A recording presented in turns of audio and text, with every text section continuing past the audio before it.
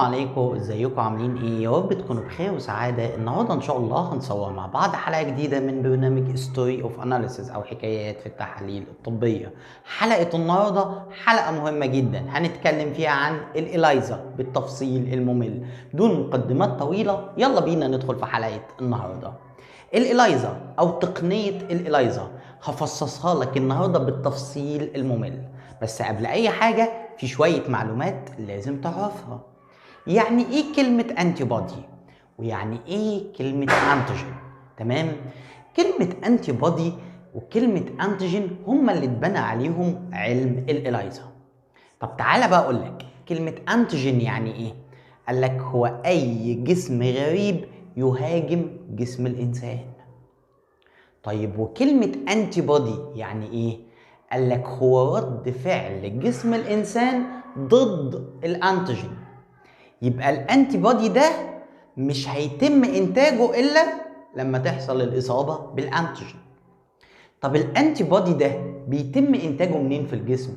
قال لك بيتم انتاجه من البلازما سيل. حلو الكلام. عندي انتيجين دخل الجسم طلع له انتي بودي. الانتيجين مسك مع الانتي بودي وعمل لي مركب مناعي اسمه انتيجين انتي بودي كومبلكس. سهله؟ يبقى الانتيجين دخل جسم الانسان فالجسم قام بدور مناعي وطلع لي انتي بودي. الاثنين مسكوا مع بعض بخاصيه لوكانديكي. تمام؟ مسكوا مع بعض وعمل لي مركب اسمه ايه؟ انتيجين انتي بودي كومبلكس، وده مركب مناعي اميونو. تمام؟ هي دي فكرة تقنية الإلايزا. احنا خدناها من الجسم وبدأنا نعملها بره الجسم. جميل كده؟ أنا عاوزك تكون فهمت النقطة دي قوي لأن ده اللي هيتبنى عليه الشرح كله. يلا نروح على السبورة ونشرح باستفاضة. قبل ما اتكلم عن الإلايزا تعال أعيد لك المعلومات تاني. كلمة أنتيجين يبقى أنتيجين أي جسم غريب يهاجم جسم الإنسان. زي إيه طيب؟ قالك زي الفيروس والبكتيريا والفنجاي والبارازايت. طيب كلمة أنتي بودي معناها إيه؟ قالك رد فعل الجسم ضد الأنتيجين. تمام؟ وبيتم إفرازه من البلازما سيل. جميل جدا. بعد كده الانتيجين هيتحد مع الانتي بودي ويعمل لي انتيجين انتي بودي كومبلكس. جميل؟ طيب وقلنا ده ايه؟ ده مركب مناعي اميونو، واكتب عليها رقم 1. حلو الكلام. بص بقى، لما تيجي تطلع الكيتس بتاعت الإلايزا هتلاقي فيها ايه؟ قال لك اول حاجه هتلاقيها طبق وفي خرام. يبقى البليت وفي البليت ده ولات. كلمة ولة يعني بير أو إيه أو خرم كده في الطبق. تمام؟ خلينا نشرح بالفلاحي خالص. يبقى الطبق فيه ولات فيه إخراج. الطبق ده فيه 96 ول. الطبق فيه كام ول؟ 96 ول. حلو الكلام جدا. انت طلعت الطبق بتبص فيه الطبق ما فيهوش اي حاجه غير الايه؟ الولات دي. حلو ده نضيف خالص. لا لا لا لا، بص الولات دي قال لك دي بيبقى لازق على الجدار بتاعها ماده بتبقى ايه؟ قال لك بتبقى كوتد مغلفه. يبقى الوله بتاعتك دي كوتد او مغلفه. طيب تعالى بقى افهمك عشان تفهم اكتر. لو انا جبت عينه سيروم وعاوز اعرف او اقيس الانتي بودي في السيروم، الانتي بودي هيمسك مع مين؟ قال لك مع الانتيجين عشان يديني انتيجين انتي بودي كومبلكس، صح؟ يبقى انا هنا السيروم فيه مين؟ قال لك فيه انتي بودي. يبقى الوله بتاعتي فيها ايه؟ قال لك يبقى فيها انتيجين. طيب لو انا هقيس في السيروم انتيجين يبقى الوله بتاعتي فيها ايه؟ قال لك يبقى فيها انتي بودي. وصلت؟ بص بقى، فكرة تحليل الإلايزا لما بفتح علبة التحليل هتلاقي بليت اللي هو الطبق. الطبق ده فيه 96 ولة. جميل؟ طيب الول ده بيكون كوتد، بيكون مغلف بمادة أو بواحدة من اتنين، يا إما أنتي بودي يا إما أنتيجين. جميل؟ نكمل مع بعض. لو أنا هقيس في السيروم الأنتي بودي، لو انا هقيس في السيروم ايه؟ الانتي بودي. يبقى الوله بتاعتي فيها ايه؟ قال لك فيها الانتيجين. زي ايه؟ قال لك زي ما بتقيس فيروس سي. طيب لو انا هقيس في السيروم الانتيجين، يبقى الوله بتاعتي فيها ايه؟ قال لك فيها الانتي بودي. زي مين؟ قال لك زي ما بتقيس فيروس بي او الهرمونات. وصلت كده؟ احنا ماشيين خطوه خطوه. طيب ولما اضيف السيروم في الوله، لما احط السيروم في الوله بتاعتي ايه اللي هيحصل؟ قال لك الوله الجدار بتاعها فيه انتي بودي.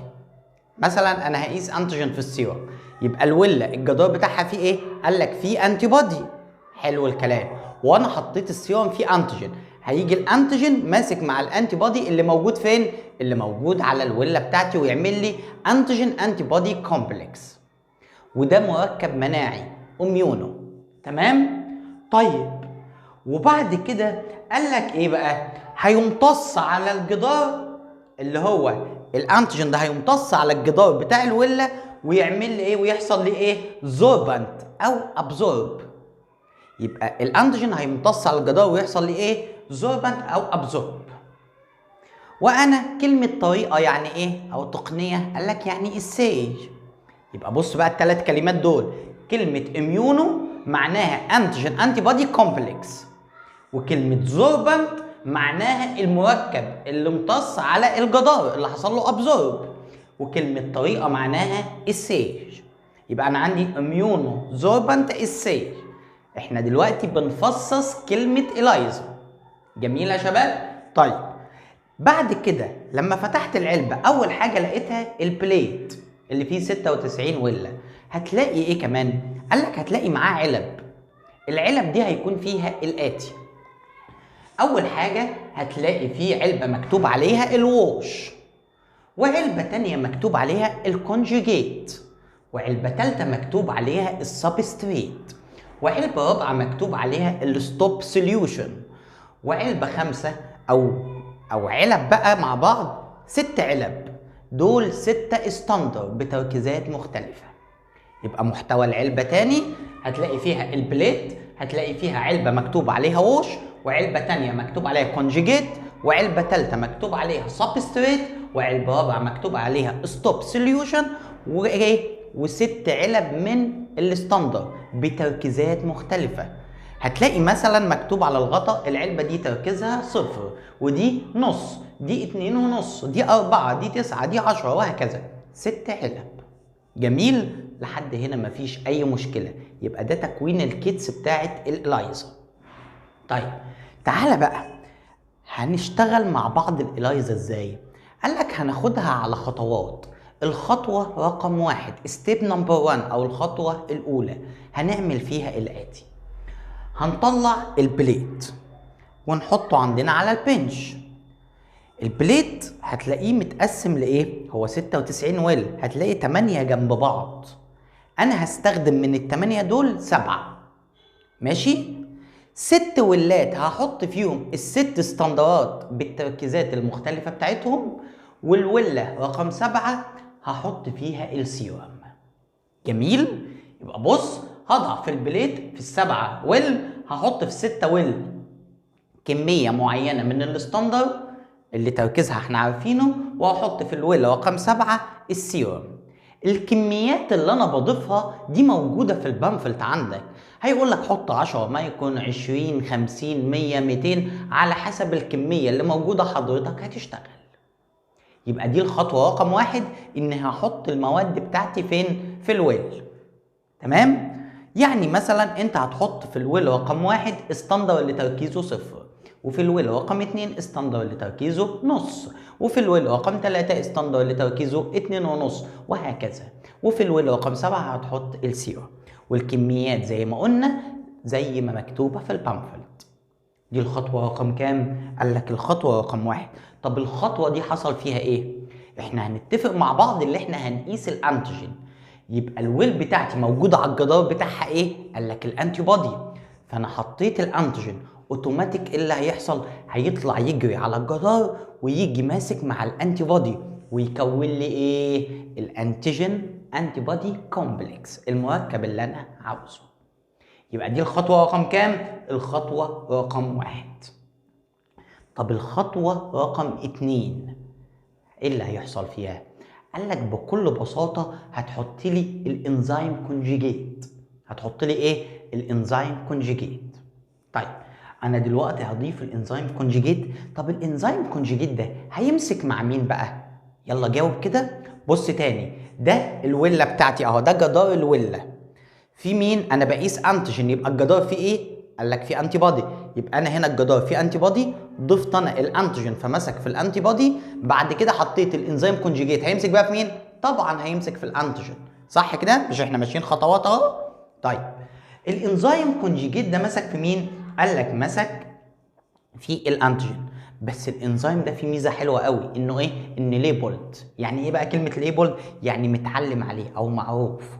تمام كده؟ طيب يبقى انا عندي انزيم جميل، وعندي الطريقه او المركب المناعي.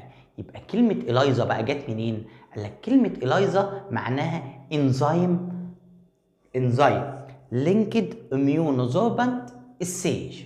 ناخده اول حرف من كل كلمه تطلع لي كلمه إلايزا. يبقى كلمه إلايزا معناها ايه بقى؟ ايه؟ انزيم لينكد اميونوزوربانت السيج. فهمنا معنى الكلمه دي منين؟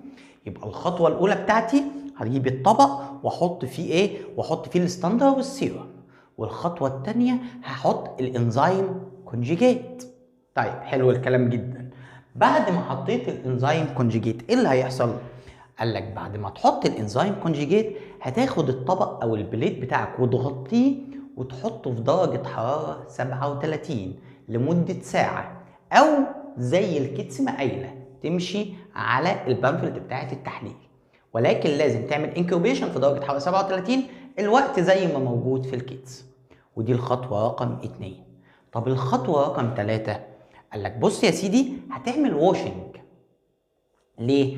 قال لك انا عاوز اتخلص من كل المواد اللي انا مش محتاجها. طب انت الويل بتاعك اهو في ايه؟ قال لك على الجدار في الانتي بودي ماسك مع الانتيجين مع الانزيم كونجيجيت، وفي النص كده في مواد انا مش محتاجها فلازم اتخلص منها. فلا اعمل ايه؟ قال لك تعمل واشنج. الواشنج يا بيكون اوتوماتيك يا اما بيكون مانيوال. اول حاجه في الواشنج اللي انت هتاخد البليت الطبق بتاعك وتيجي رافع ايدك لفوق وتيجي قلبه مره واحده. ما تخافش الانتي بودي والانتيجين مش هيقعوا، انا بتخلص من المواد اللي انا عاوزها. تاني يبقى الطبق اهو هاجي شايله بايدي لفوق واجي نازل مره واحده كده، انا نزلت المواد اهو. ابدا اعمل الواشنج، هحط كميه معينه زي ما موجود في البامفلت واعملها بعدد معين 5 مرات 6 مرات 7 مرات زي البامفلت عندي ما قايله. وفي كل مره اشيل واعمل كده، اشيل واعمل كده. والافضل ان انت تحط زي منديل على البنش او حته قطنه مثلا، وبعد كل خطوه لما بتشيل وتكب الوش تيجي حاطط البليد بتاعك ايه، تخبط كده على المنديل تنزل اللي فيه. دي حاجه كويسه جدا. طيب بعد ما عملت الوش ايه اللي حصل؟ قول انت بقى. انا عندي مين؟ قال لك عندي انزيم. خلاص الموضوع بقى سهل. ما دام عندي انزيم احط له ماده سبستريت ويديني تفاعل بلون واقيسه على جهاز الكيمياء عادي زي فكره الكيمياء، بس هو ليه جهاز خاص بيه. يبقى انا عندي ايه بقى؟ عندي انزيم، هحط السبستريت بتاعي هيديني لون، اللون ده هبدا اقيسه عادي جدا. جميل؟ طيب يبقى الخطوه اللي عليها الدور انا عندي انزيم محتاج سبستريت عشان التفاعل يتم. يبقى الخطوه رقم اللي عليها الدور رقم كام؟ رقم 3. هعمل ايه؟ قال لك هتحط السبستريت، الانزيم مع السبستريت، السبستريت هتكسر الانزيم وتديني تفاعل. خلي بالك كل ما كان الماده اللي انا بقيسها كتيره، تمام، كل ما كان الانزيم كونجيجيت مرتبط بيها كتير كل ما كان التكسير كتير، زي فكره تحليل الكيمياء بالظبط في الليفر انزيم او في ايه، في اي تحليل انزيم بنقيسه. وكل ما كانت كميه الانزيم قليله كل ما كان السبستريت هيكسر شويه قليلين بس. تمام؟ يبقى انا هنا عندي سبستريت وعندي انزيم هيكسر الانزيم وينتج عنه لون، اللون ده هقدر اقيسه بكل سهوله. طب ماده السبستريت اسمها ايه؟ قال لك هتلاقي العلبه مكتوب عليها اختصار تي ام بي. تاني السبستريت العلبه بتاعته مكتوب عليها ايه؟ تي ام بي. بعد كده ايه اللي حصل عندي؟ قال لك كل ما كان المادة اللي بقيسها كتير كل ما اللون اللي هينتج عنها ايه؟ كتير، التركيز بتاعه كتير او غامق. وكل ما كانت المادة قليلة كل ما اللون اللي انا هقيسه هيكون فاتح. سهلة؟ طيب الخطوة الأخيرة هعمل ايه؟ قال لك انت حطيت الانزيم وايه؟ والسبستريت، فالتفاعل شغال، مفيش حاجة بتوقفه، لأن التفاعل ده مش اند بوينت. اعمل انا ايه؟ قال لك انا هوقفه غصب عنه، هحط له ماده توقفه، انا مش عاوز غير كده.